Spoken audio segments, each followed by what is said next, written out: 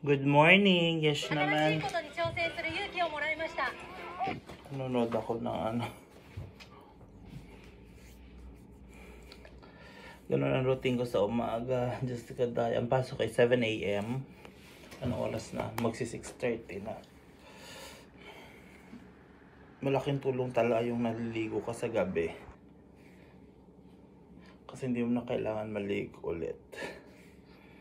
Maglilinis na lang ng katawan. Ano, tama ba? Ay, di ka na magbabasa ng buhok kasi naligo na ako gabi. So, ginawa ko na lang para hindi ako tamarin. Yung feeling na tamarin.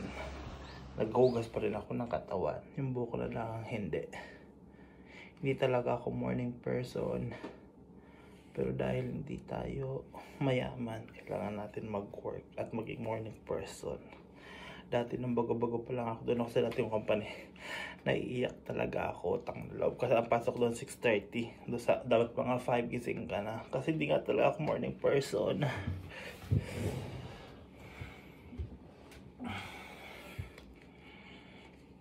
Yes naman, wala may tugtog. Kasi malamig.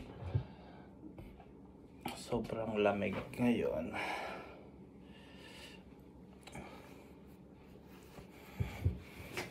Make me sweat, get harder. It can't taste my breath. Sobrang lamig talaga, guys. Kugo na ako kasi maglalakad pa ako. Patayin mo muna itong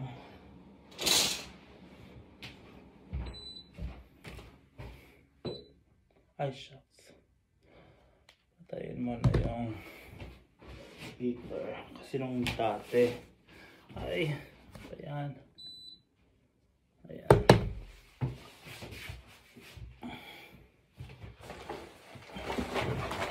Maaga ako ngayon kasi may mga bagong, yung mga namatay, na may mga bago naman dumating.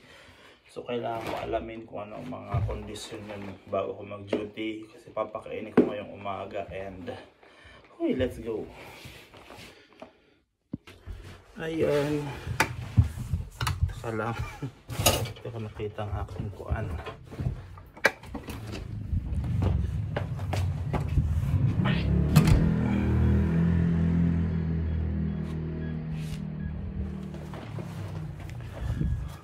Lamig.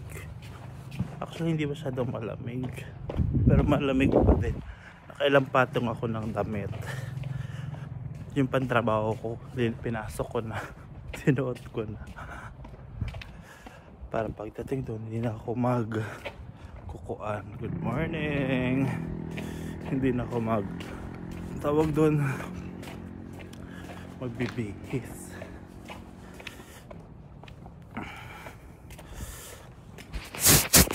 Okay, lininisan ko lang. Ano bang araw ngayon? Today is Tuesday.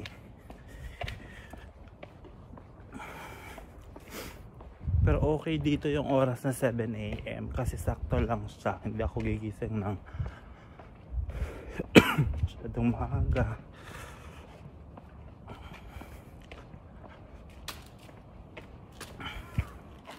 Kaya naman nagre-ready na sila ng basura. 5:45 ganyan. Ang gising ko dito mga 5:45.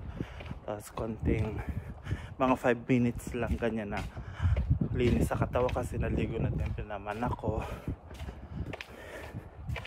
Tapos nainom lang ako ng mainit na inumin. Kanan. Tapos mamaya na lang ako kakain dito sa bahay. Doon sa work is pika-pika ganon. Pika-pika. Daming uwak.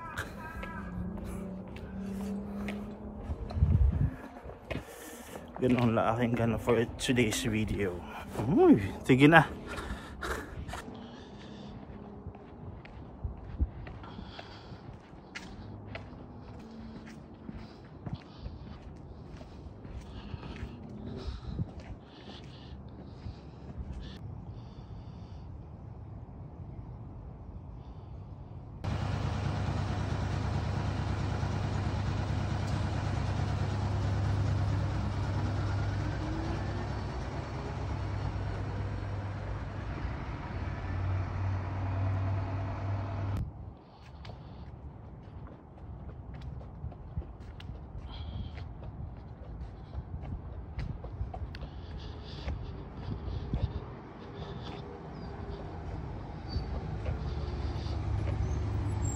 May dumadaan din dito na bus.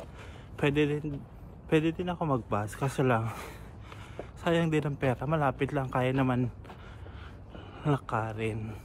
220 yen. Magkano yun in peso? Mga nasa 75 pesos.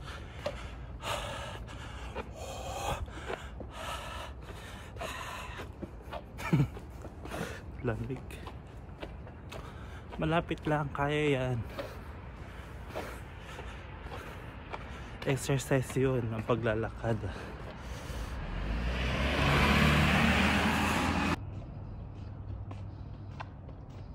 Ayan, no, mukhang bahayan pero police station yan.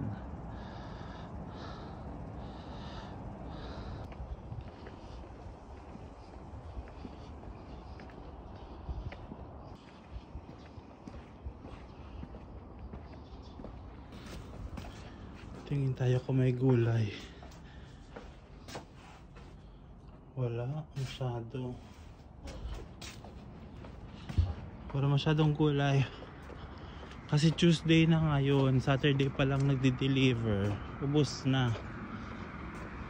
Ay, mura kasi yung broccoli sa kanila, 100 lang. Nandito na ako, malapit. Aakyat na lang. Ito naman yung paharap, punta doon. Tapos ito naman yung sa amin.